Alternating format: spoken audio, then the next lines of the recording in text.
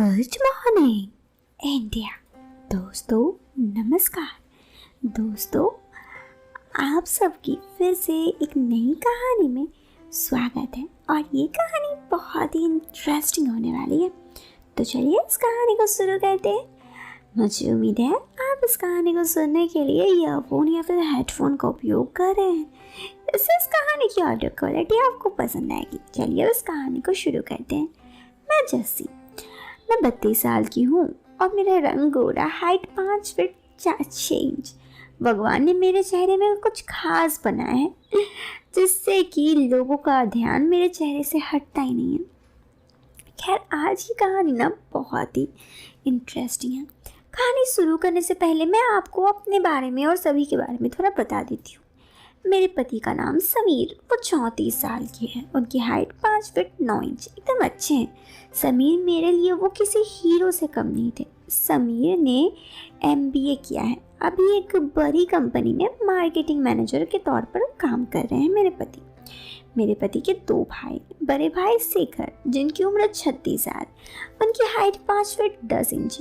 उन्होंने खुद को बड़े ही मेंटेन करके रखा है। शेखर भैया CA हैं और उनकी खुद की कंपनी एक कंसल्टेंसी फर्म है। और जेठ जी की पत्नी श्रेया यानी मेरी जेठानी, जिन्हें मैं भाभी कहकर बुलाती हूँ, उनकी उम्र 34 साल है। वो भी देखने में काफ़ी खूबसूरत है। श्वेता भाभी हाउसवाइफ है और उनका बेबी भी है। मेरा देवर सौभ्य और देवरानी जानकी, उनकी लव मैरिज हुई है, जबकि मेरी और श्वेता भाभी की अरेंज मैरिज हुई है। अब मैं आपको अपने बारे में बता तो चुकी हूँ, अब बताती हूँ हुआ क्या है।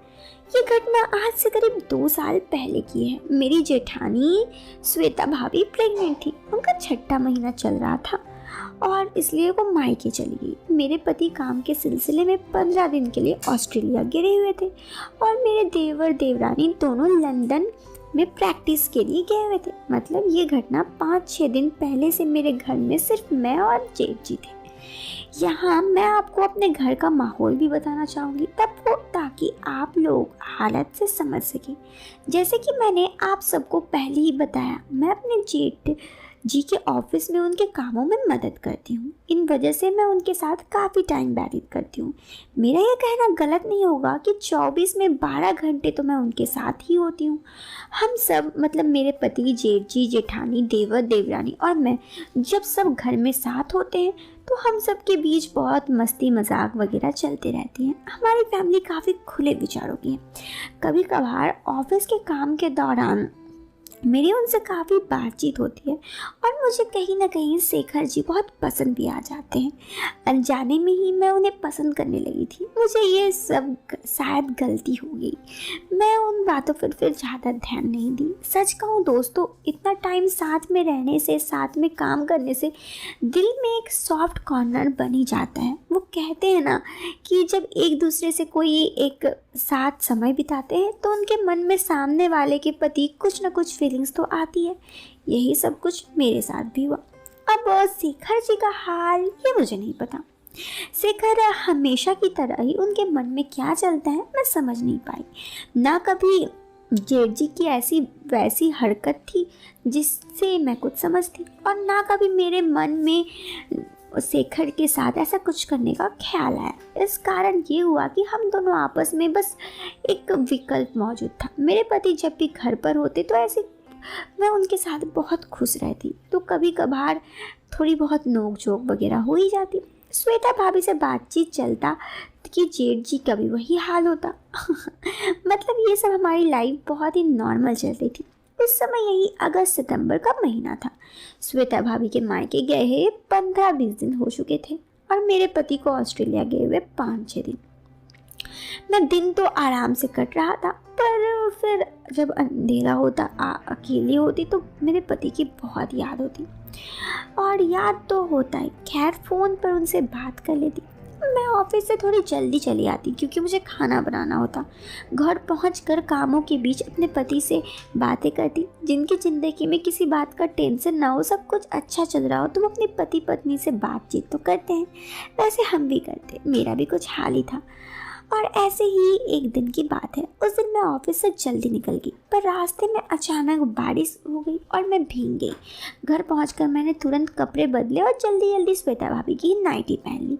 जल्दी जल्दी कहो या जानबूझकर, क्योंकि मुझे पता था भाभी 4-5 महीने तो आने वाली है नहीं, और कौन सा रोज उनकी नाइटी पहनने वाली हूँ। ये तो बस सामने दिख गई तो पहन ली। मैं अपने कामों में लग गई।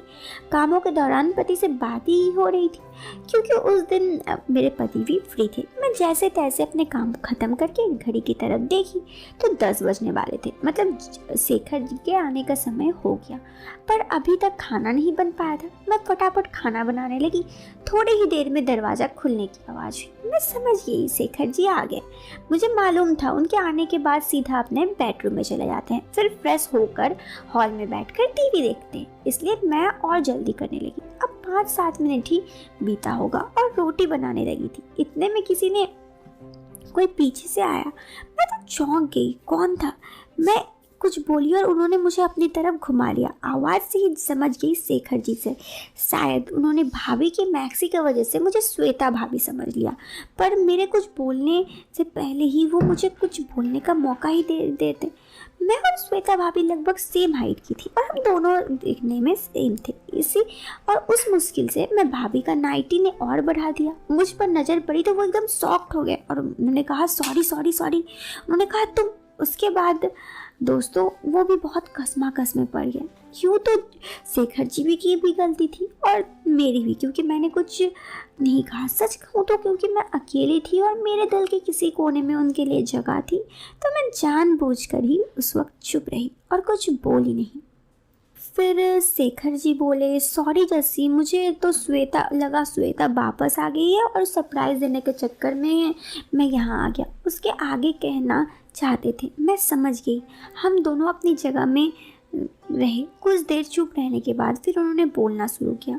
शेखर जी बोले आज की बात हुई थी मेरी श्वेता से। उसने बोला था कि आज वो मुझे सरप्राइज़ देगी और पीछे से तुम्हें देखा तो मुझे लगा कि यहाँ आकर मुझे सरप्राइज़ देने वाली है, इसलिए मैं पीछे से तुम्हें सरप्राइज़ देने आ गया। अभी शेखर जी बोल ही रहे थे, इतनी ज़ोरदार चमक की आवाज़ हुई और आसमान से बिजली कड़की। मैं बहुत डर गई। मैं कुछ समझाती और मैं खुद को संभाली तो और 2-3 बार और ज़ोर से बिजली कड़की। मैं बहुत डर गई। हर आवाज़ और चमक मेरी जैसे पकड़ मजबूत होते जा रही थी। मुझे डर भी लग रहा था। मुझे बिजली से और बिजली की आवाज़ से बहुत डर लगता था। फिर मैं उस रात को ऐसे ही जाने नहीं देना चाहती थी, इसलिए मैं भी उनके वहीं पर खो गई उनके साथ। दोस्तों आप लोगों को बताना चाहूँगी कि मेरे पति और श्वेता भाभी के बीच भी रिलेशनशिप था। ये बात मुझे मेरे पति ने शादी से पहले ही बता दिया था। शादी के बाद श्वेता भाभी से भी पता चला कि मतलब शेखर जी भी ये सब बात जानते थे। अब इन सब चीज़ों से मेरा भी नज़रिया शेखर जी से बदल चुका था, और क्योंकि मैं उनके साथ रहती थी इसीलिए ज़्यादातर तो मैं उनकी तरफ बढ़ गई। और सच कहूँ तो मुझे उनके साथ इस तरह वक्त बिताना काफ़ी अच्छा लगा। और उसके बाद जब तक श्वेता भाभी नहीं रही, हमेशा मैं जेठ जी के साथ क्वालिटी टाइम स्पेंड करती। कुछ दिन बाद मेरे पति आ गए, लेकिन जब मेरे पति नहीं रहते तो मैं शेखर जी के साथ टाइम स्पेंड करती। दोस्तों कहानी तो ख़त्म हो गई। तो कैसी लगी आपको कहानी ज़रूर बताना कमेंट बॉक्स पे। वीडियो के पसंद आने पर आप इस वीडियो को लाइक कर सकते हैं और चैनल पे पहली बार आए हैं तो सब्सक्राइब जरूर करना। मिलते हैं फिर एक नए वीडियो में एक नए और इंटरेस्टिंग टॉपिक के साथ। Till then bye bye, take care, bye.